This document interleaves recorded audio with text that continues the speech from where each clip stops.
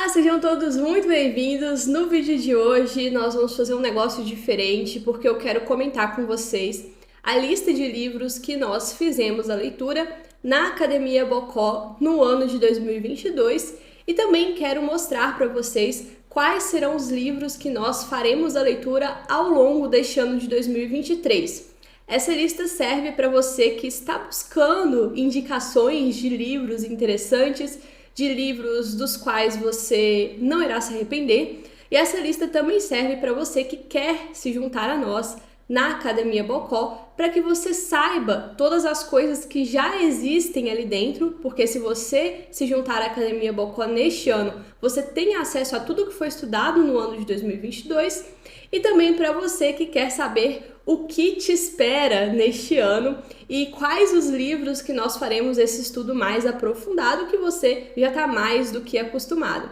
Então, se você tem interesse em saber um pouco mais sobre indicações de livros indispensáveis, pegue o seu café, o seu vinho, o seu whisky, fique bastante à vontade e vem comigo. O primeiro livro que a gente estudou na academia não poderia deixar de ser O Conflito de Visões, do Thomas Sowell.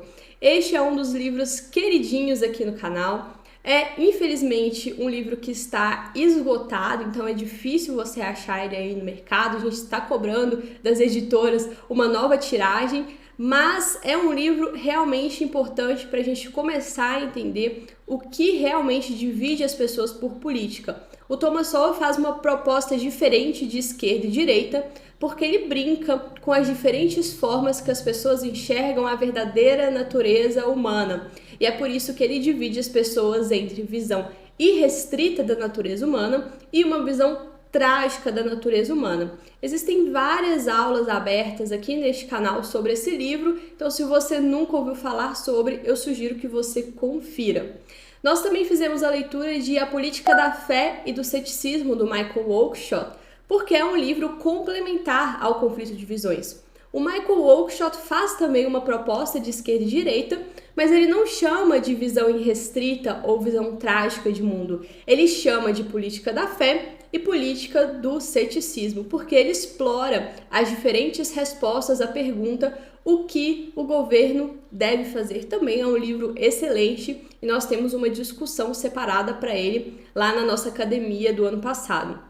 Logo depois nós fizemos a leitura de um outro livro excepcional, que é uma literatura fácil, é uma literatura americana, é aqueles livros de pop science. Nós fizemos a leitura de A Mente Moralista, do Jonathan Haidt.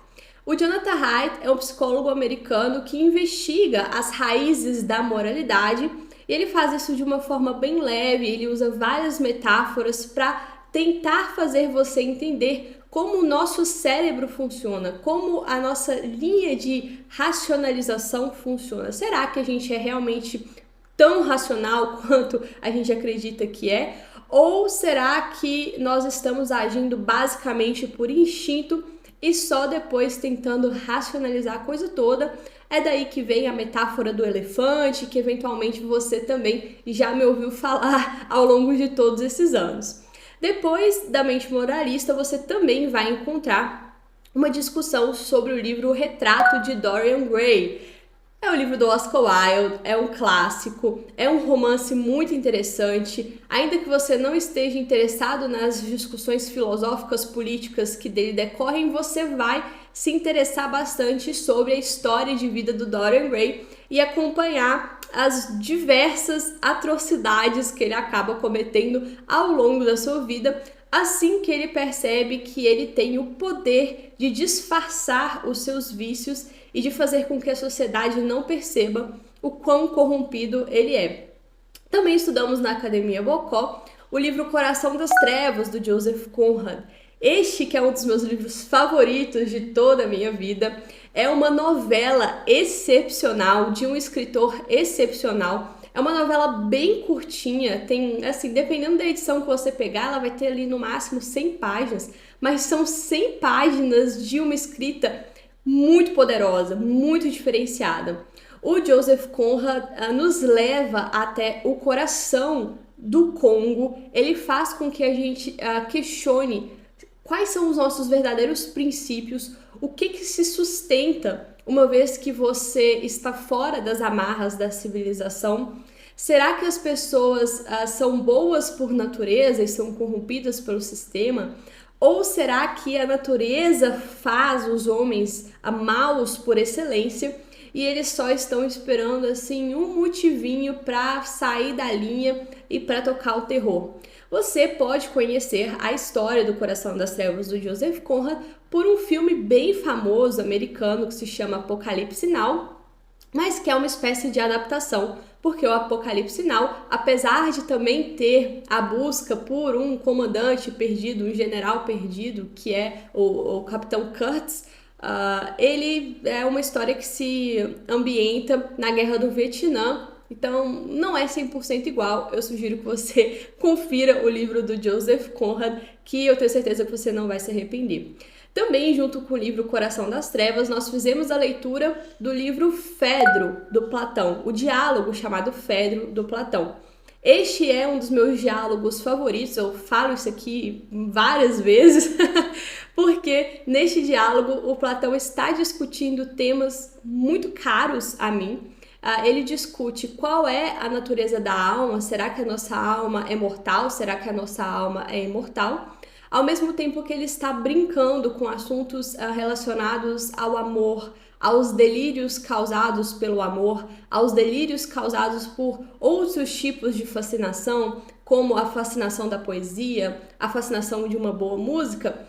E no meio de tudo isso, você também vai encontrar um diálogo interessante e respectivo a assuntos da época ali. Um jovenzinho está conversando com Sócrates, um jovenzinho chamado Fedro. Ele está pedindo alguns conselhos amorosos para o Sócrates e é tudo muito divertido, é tudo muito interessante. Então é por isso que é um dos meus diálogos favoritos e é por isso que a gente discute ele dentro da academia. Depois da leitura de Fedro, nós embarcamos em uma outra jornada sombria, porque nós também fizemos a leitura de Memórias do Subsolo, do Dostoiévski.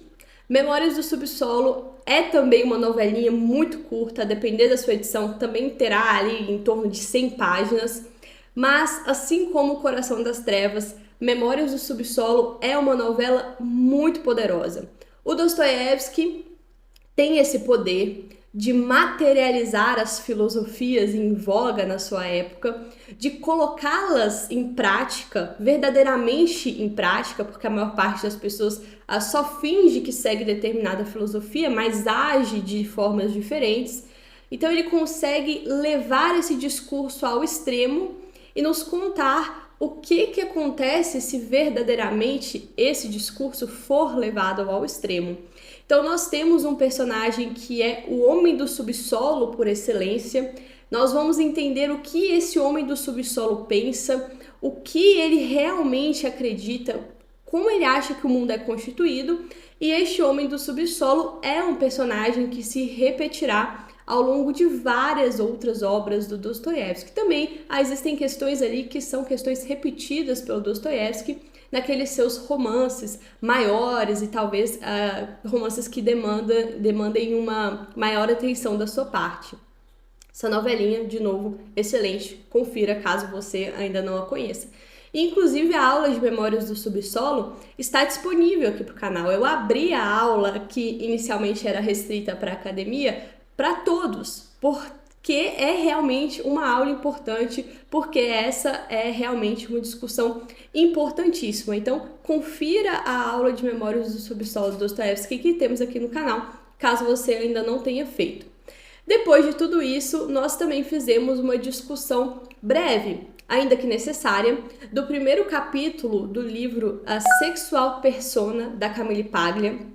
O livro Sexual Persona, infelizmente, nós não temos novas edições em português disponíveis no mercado, a gente só tem as edições em inglês, mas a Camille Paglia é uma crítica literária, uma crítica de arte, que tenta capturar qual é a essência das coisas através de uma perspectiva muito única, muito diferenciada, e que foge do senso comum e que foge do lugar comum de todas as outras coisas que nós estamos acostumados a escutar.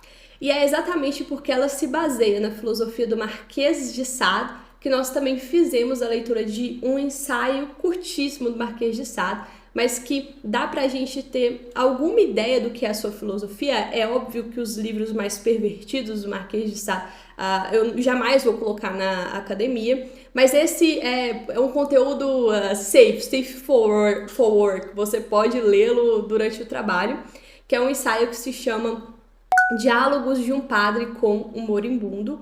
Ali, esse moribundo estará discutindo com o padre se existe a eternidade, se todas aquelas coisas que o padre está falando não são simplesmente balelas.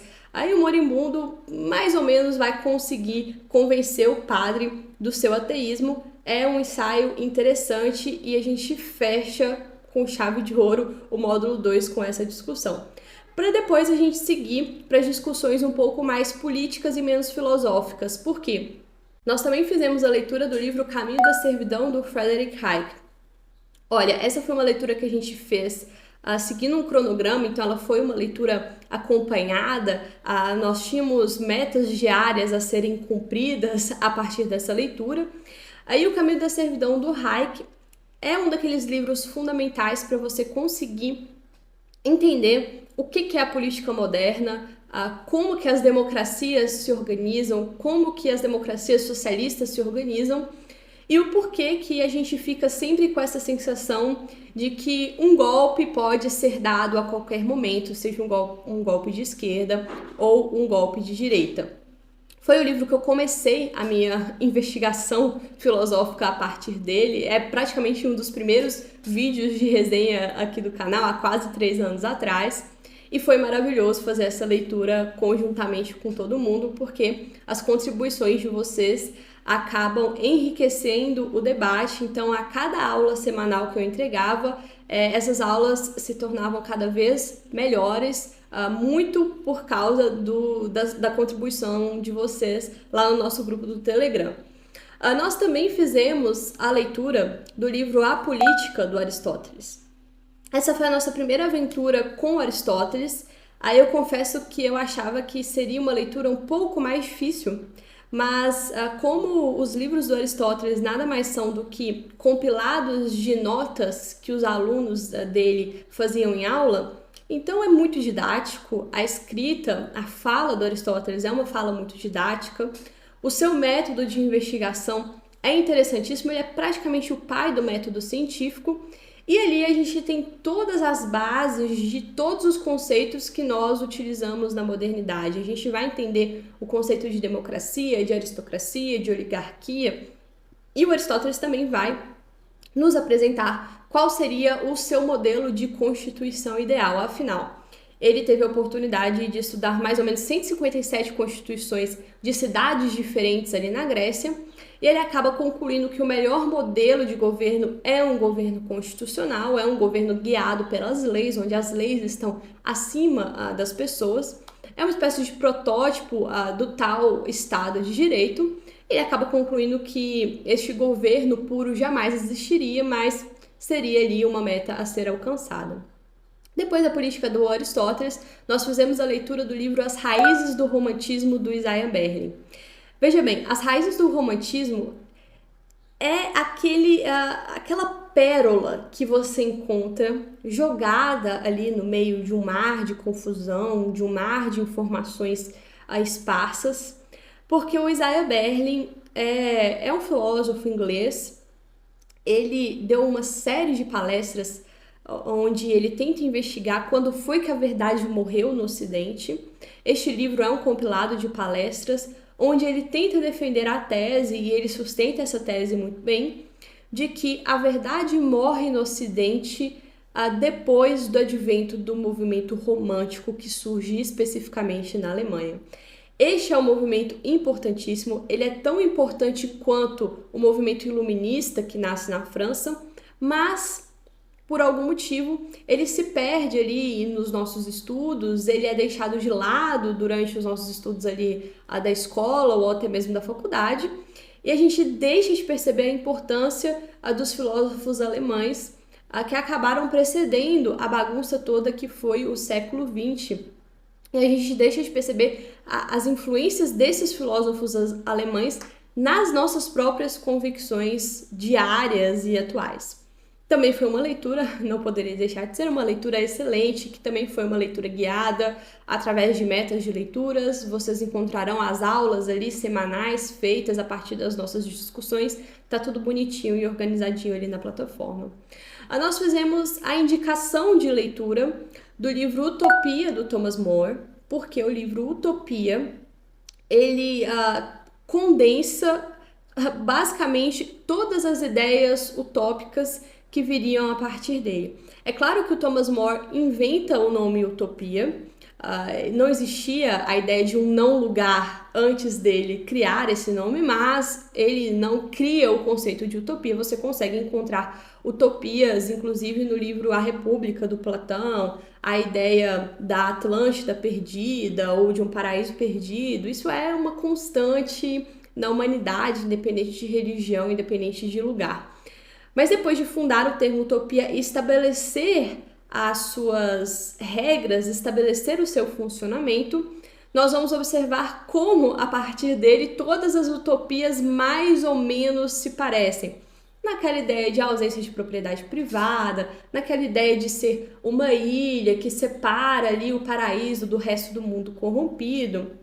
O Thomas More, que, como você sabe, foi canonizado no século XX porque ele se recusou a jurar lealdade ao novo rei da Inglaterra barra a novo chefe da igreja, porque ele se manteve um católico e por isso ele foi martirizado. Você consegue encontrar a aula de Utopia do Thomas More também disponível aqui, aberta para vocês. Você consegue encontrar aqui nesse canal, vou deixar o link também aqui na descrição. Nós também fizemos a leitura, depois de Utopia, do livro Arquipélago Gulag, do Alexander Solzhenitsyn. Eu acho que eu não preciso falar mais sobre a importância da leitura do Arquipélago Gulag. Eu estou há 3 anos nesse canal reforçando a ideia de que se você não leu o Arquipélago Gulag, você não sabe de nada. Você não sabe de nada da vida. Você está falando várias coisas sem saber de nada, certo?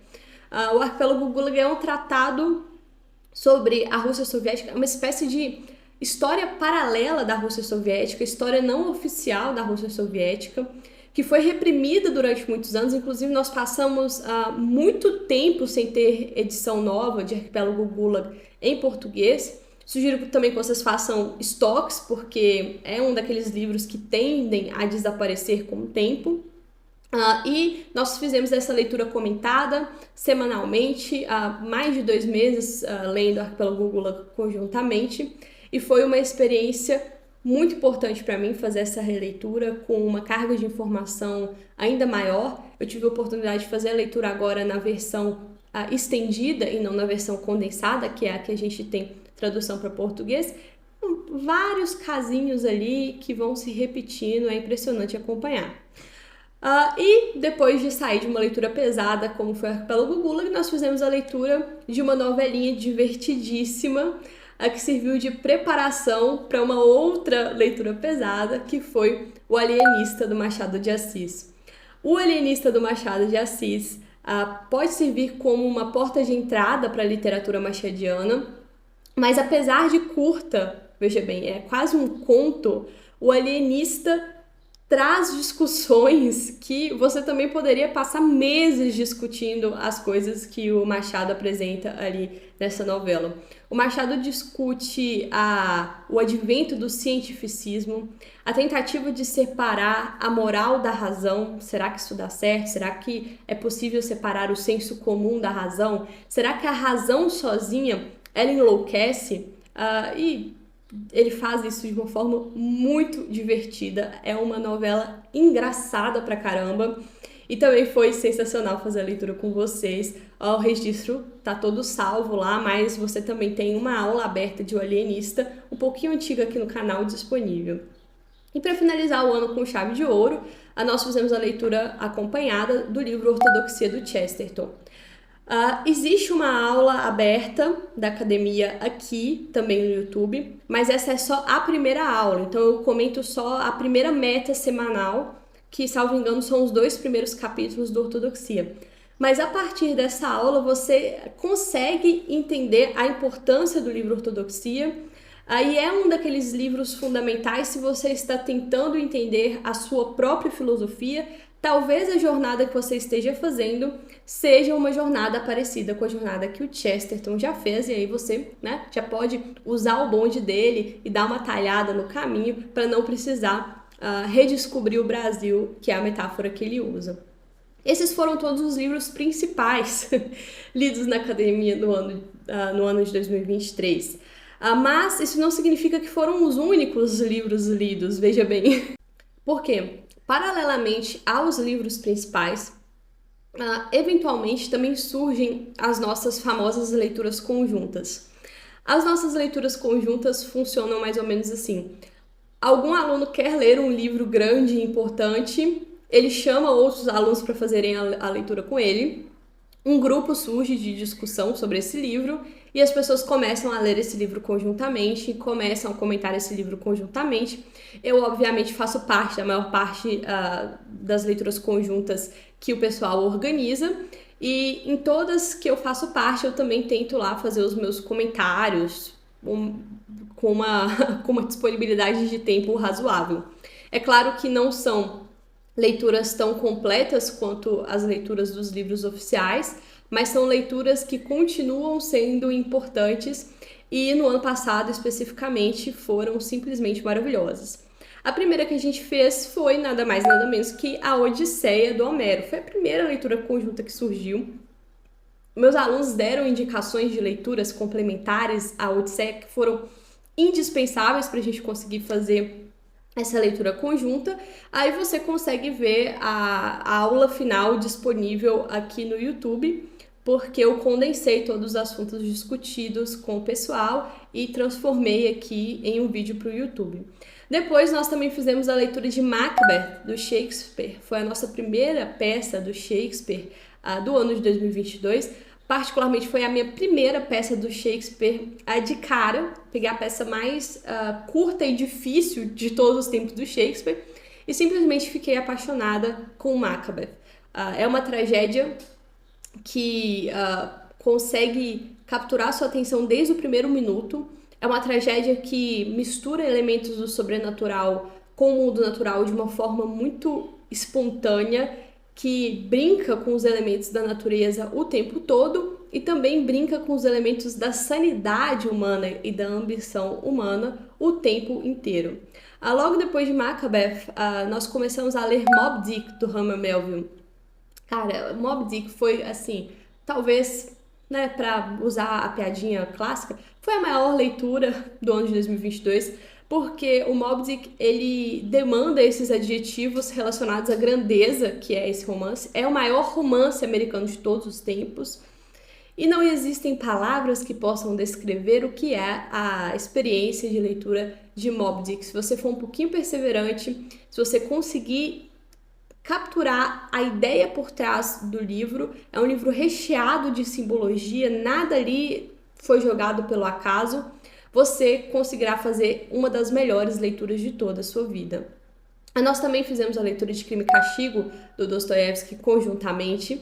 Também existe uma aula de revisão aqui desse livro disponível para vocês no YouTube. É um dos melhores livros do Dostoiévski. Todas as pessoas que dizem que não gostaram de Crime e Castigo, não souberam ler Crime e Castigo, pode voltar, pode ler de novo, assiste a aula lá que vocês vão entender do que eu tô falando. Também, nessas leituras conjuntas, fizemos a leitura de duas tragédias extras do Shakespeare, que foi Hamlet e Otelo. Hamlet e Otelo foram leituras preparatórias para uma leitura maior, que foi Fausto, do Goethe, mas, por si só, essas tragédias já são, assim, simplesmente sensacionais. Tem revisão delas também aqui no canal. E eu não poderia deixar de mencionar a única leitura que eu não gostei, que eu fiz conjuntamente com o pessoal, foi a leitura de O Som e a Fúria, do William Faulkner. Eu simplesmente não gostei do Som e a Fúria, achei um livro confuso, achei chato por ser confuso. Eu não gosto desses livros que são intencionalmente errados, sabe? É uma espécie de modernismo dos livros. Aquelas obras de arte, assim, toda quebrada, pra você ficar tentando encaixar, não. Não gostei, eu sei que tem muita gente que gosta, como diz a Tatiana Feltrin, livros jamais são unanimidade, então tá tudo bem você gostar e tá tudo bem eu não ter gostado. E como um bônus, assim, pra, né, meu Deus, já não basta essa quantidade de livros que foram lidos, nós também tivemos a inauguração de um modelo de leitura completamente novo, que se repetirá ao longo de 2023, se tudo der certo, que foi o nosso Clássicos para Bocós. O Clássico para Bocós é um produto diferente da Academia Bocó, mas de forma excepcional. Este primeiro Clássicos para Bocó está disponível ali, se você entrar na academia no ano de 2023 agora, você terá acesso a essa leitura passada, mas este ano ele seguirá sendo um produto diferente, é sempre bom reforçar. E no ano passado a gente teve a oportunidade de fazer a leitura do Fausto, do Goethe, as duas partes da tragédia. E foi um negócio incrível porque a gente teve a contribuição de uma tradutora de alemão e ela fez uma tradução simplificada desse livro. Então, às vezes as pessoas têm medo de começar a ler uma obra grande e um pouco mais complexa como essa por não conseguir entender o português da tradução. Então, a gente colocou essa tradução simplificada para servir como um suporte e os meus alunos acabaram usando essa tradução inicialmente, mas depois já dispensando porque já pegaram o ritmo da leitura e já começaram a entender como que é ler esse ritmo mais de poesia, mais de poema, e deu tudo certo. E também, previamente à leitura dessas duas partes da tragédia, a gente fez uma série completa que se chama Demônios na Sua Mente. A primeira aula de Demônios na Sua Mente está disponível aqui no YouTube para vocês conferirem. E essa série foi fundamental para a gente entender os aspectos da representação do diabo na literatura, os aspectos da ideia do mal, os aspectos da teodiceia divina, contextualizar isso desde as primeiras religiões primitivas, como elas evoluíram, como isso foi abordado pelo judaísmo, pelo cristianismo, como que isso aconteceu na Idade Média até chegar na modernidade, e como a figura do Mefistófeles, que aparece no Fausto, é uma espécie de coroação do diabo moderno, e foi uma das séries mais intrigantes que a gente teve a oportunidade de fazer aqui no canal. Isso tá tudo disponível para vocês. Bom, como eu disse, tudo que eu falei, tudo isso que eu acabei de falar, todo esse conteúdo, você vai encontrar imediatamente na plataforma. Todas as revisões desses livros, todas essas leituras conjuntas, principalmente esse Clássico para Bocós, excepcionalmente incluído no pacote. Você vai encontrar a leitura do Fausto, as nossas discussões semanais através dos nossos podcasts. Então, assim, já é muito conteúdo. Já é um conteúdo que dá para você brincar bastante. Mas, além disso, obviamente, este ano nós faremos a leitura de novos livros conjuntamente. Aí, como você pode perceber, a definição desses livros primeiros, desses livros base, ela não é uma definição restritiva.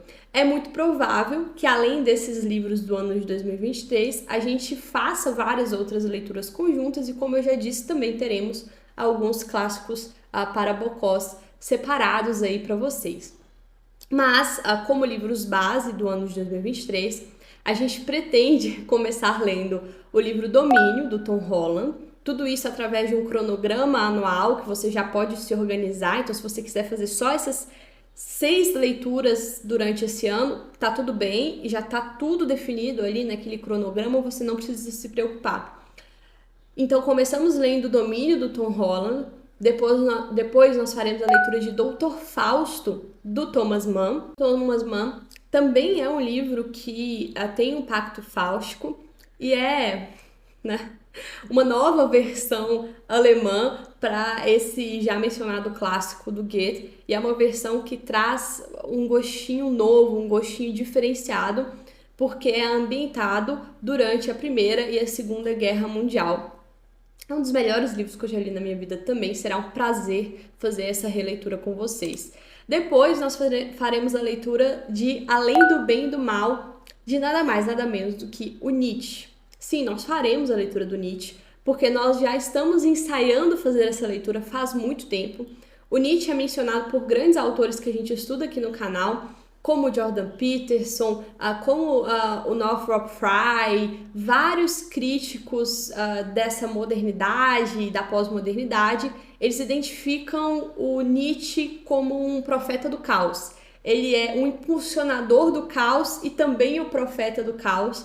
Então eu acho que vai ser muito interessante ver o que ele tem a nos dizer nesta obra onde ele discute a moralidade.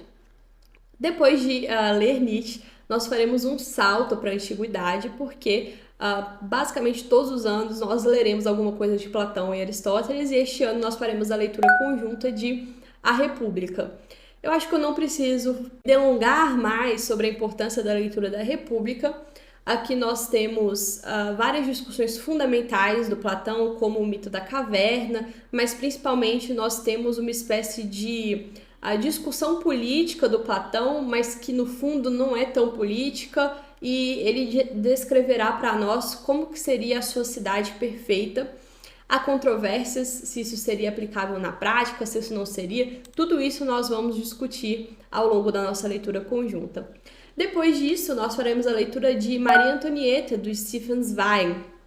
Eu queria discutir com vocês a Revolução Francesa, eventualmente, e eu resolvi fazer isso através da biografia da figura mais controvertida da Revolução Francesa, que é a Maria Antonieta, e o Stefan Zweig é um dos maiores autores do século XX.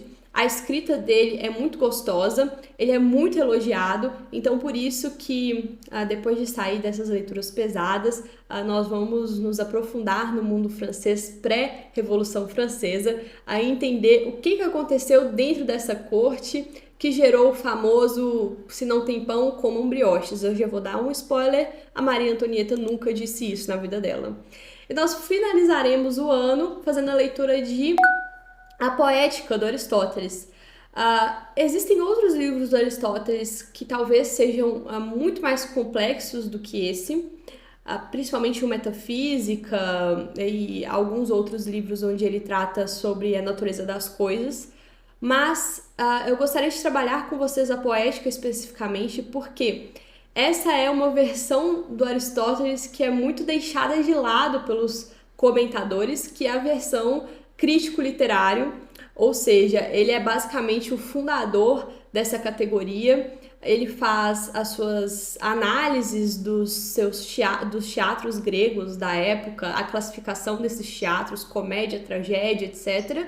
Aí, como nós temos a pretensão de fazer a leitura de vários teatros gregos ao longo deste ano e ao longo do resto da nossa vida, eu acho que é bom a gente começar do começo e fazer a leitura conjunta aqui dessa obra do Aristóteles.